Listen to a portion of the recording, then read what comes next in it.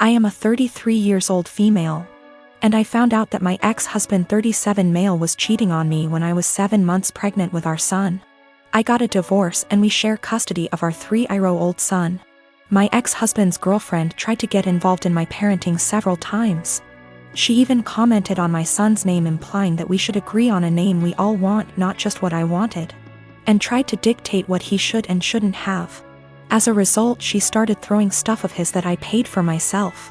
Honestly, it's frustrating because I'm barely getting by with the money I have and cannot afford to buy replacement for all the stuff she throws but my ex-husband says it's her house and she gets to decide what can and can't enter. I made a crochet blanket for my son with his name on it. This blanket is special to me, and the tools I used to be able to make it cost me money. Not to mention the time and effort it took to get it down. I sent my son to stay with his dad days ago, and he wanted to take the blanket with him to sleep with it. I don't know exactly what happened, but when I came to pick him up, he told me his dad's girlfriend took it away from him and threw it out, leaving him with no blanket to sleep with at night as punishment for him for not accepting the one she offered. I was furious.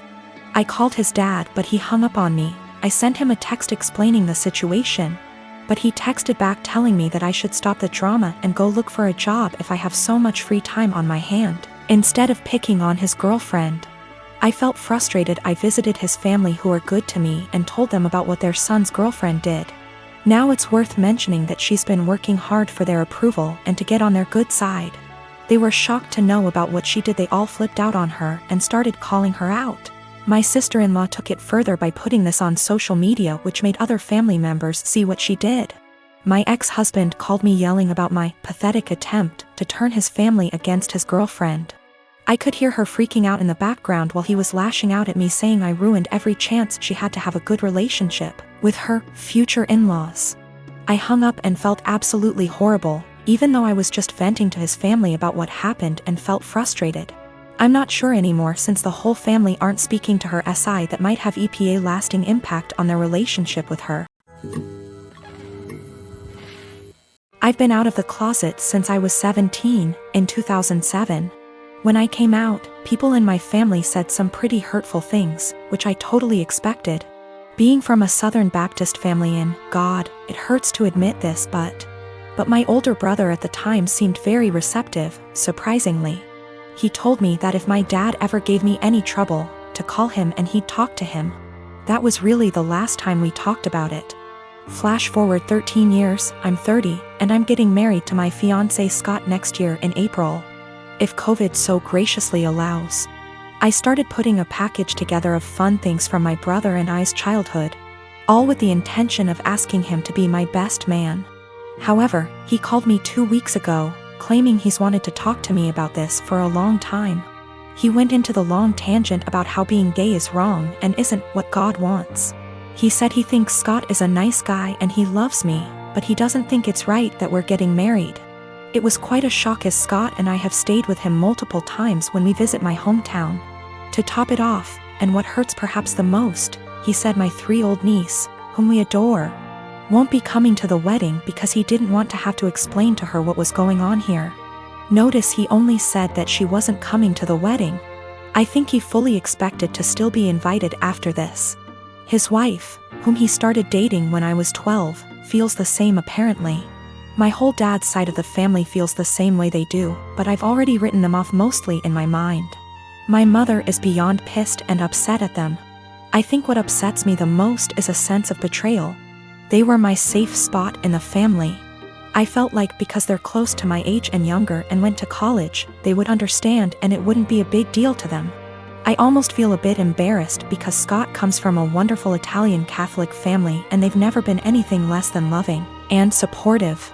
I told them that, on what is supposed to be one of the happiest days of my life, if they or anyone else is sitting in the audience and in the back of their mind thinking that what we're doing is wrong or not right, they should just stay home. I know my brother and family love me, but it feels up to a point, conditional, and limited. I told them that they learned being gay is wrong, they weren't born not liking gay people. So they can unlearn it, if they were willing. But I don't think that's going to happen.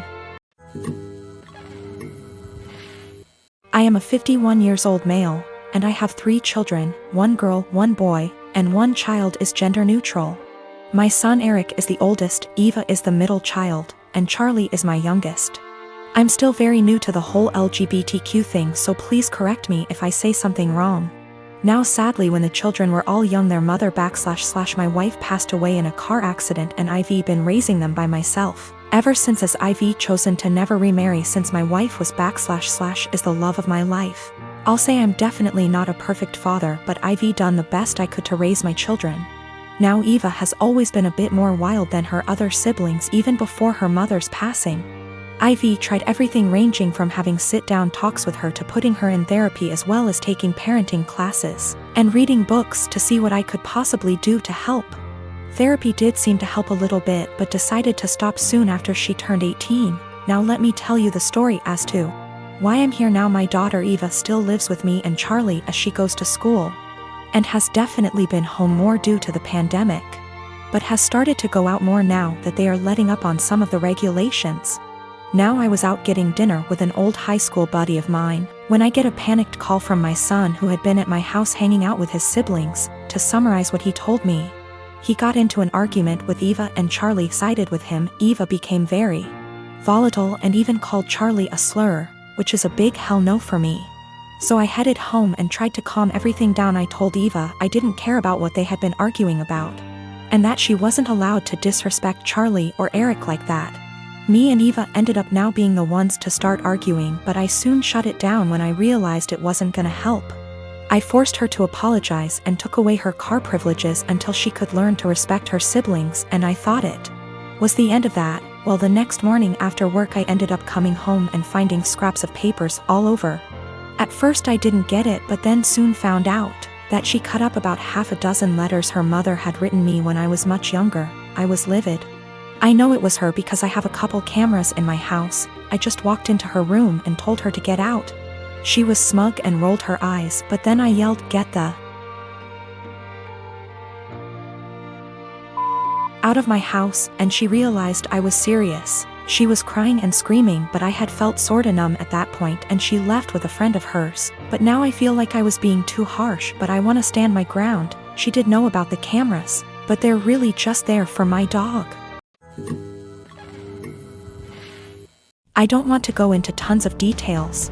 You need to know that for the last 7 years I have not been at home, and during this time my 2 brothers and sisters were still living there.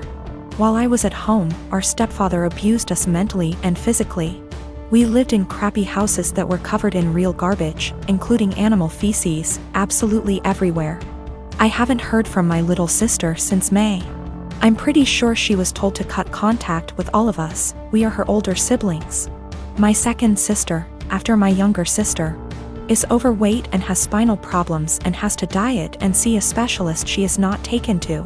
I told the social worker that I wanted to check on them because they were in a sorry state and because I'm not sure if there is still any physical or psychological abuse going on in the house.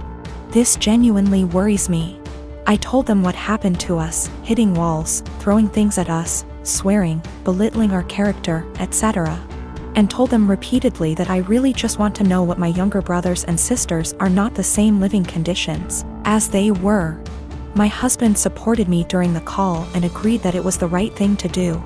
All my siblings discussed this beforehand, except for my older sister, who moved out before things got bad, and the 2 who live in the house.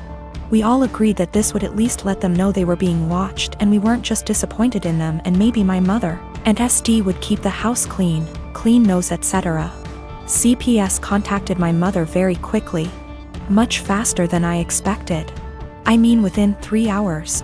After that, my older sister, who lives far away and hasn't contacted me for months, calls and she gets mad at me because she knows I called. I didn't deny anything and just said, if they have nothing to hide, then they have nothing to worry about. It will all be over pretty quickly, to which she replied, what if it doesn't? If they are taken away? I said, I hope it doesn't come to that, and if it does, it's not on me. I didn't harm them. I didn't leave animal excrement around the house. I asked, would you let your children live the way we lived? She didn't answer. I asked again and she said, no.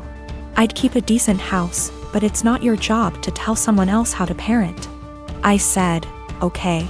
So, if that's all, why did you call? I think we're done. She told me that we all need to get over what happened to us and move on. She left long before the violence started and she wasn't around, regardless of my personal experience. I can't help but feel like I did something wrong. I have limited contact with my mother because of her husband, and she denies that any of us have ever been abused. My sister asked, "Why don't you just come in and see the conditions?" I told her, I can't be around my stepfather. I refuse to expose myself to this negativity again. Even though my husband and siblings agree that it was the right thing to do, I still can't help feeling wrong because of it. Like it wasn't my place. But if it wasn't my place, then whose was it? I really would like a third-party opinion on what I did. Am I wrong in reporting my family? Honestly, should I have just kept my mouth shut? I don't mind if I don't have any contact with my mom or older sister. They don't even know that I'm almost 4 months pregnant because we don't talk very much. So the possibility that I'll never have a real relationship doesn't bother me. What worries me is that I don't know if I was right. I called my mother's CPS based on previous experiences of psychological and physical abuse by our stepfather. I have not heard anything from my younger brothers and sisters for a long time, because communication was interrupted.